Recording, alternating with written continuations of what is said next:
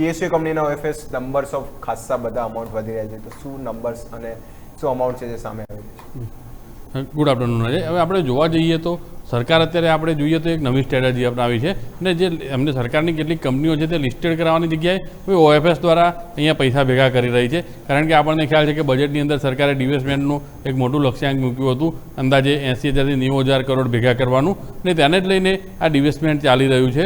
એટલે આપણે જોવા જઈએ તો જે અને આપણને બીજો પણ એ ખ્યાલ છે કે સરકારી જે કંપનીઓ છે તેની અંદર સરકારની ભાગીદારી મોટા પ્રમાણમાં છે અને સેબીનો નિયમ પણ છે 75% નીચે લાવવાનો, તો તેના ભાગરૂપે પણ અહીંયા એક આ સરકારની ભાગીદારી વેચવામાં આવી રહી છે. અને આપણે જોઈએ તો કોલ ઇન્ડિયાનો જો OFS હતો તે ખૂબ સફળ થયો અને ત્યારબાદ આપણે જોયું બેક ટુ બેક ઘણી બધી કંપનીઓની અંદર સરકારે તાત્કાલિક ધોરણે OFS લાવી દીધો છે.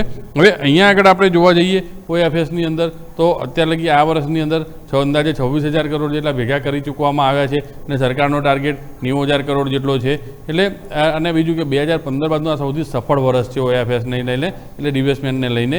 કારણ કે તે વર્ષે ત્યારે જોઈએ તો અંદાજે 30,000 કરોડ જેટલા ગયા વર્ષે 30,000 કરોડ જેટલા ભેગા કર્યા હતા અને 2015માં 24,000 કરોડ જેટલા ભેગા કર્યા હતા. ત્યારે આ વખતે ઓલરેડી 26,000 કરોડ જેટલા ભેગા થઈ ચૂક્યા છે. એટલે અહીંયા ઓવરઓલ જોઈએ તો સરકાર પોતાના ડિવેસ્ટમેન્ટ લક્ષ્યની પણ નજીક પહોંચી રહી છે. હજી આપણી પાસે સરકાર પાસે 31 માર્ચ સુધીનો સમય છે બાકીના ડિવેસ્ટમેન્ટ માટે.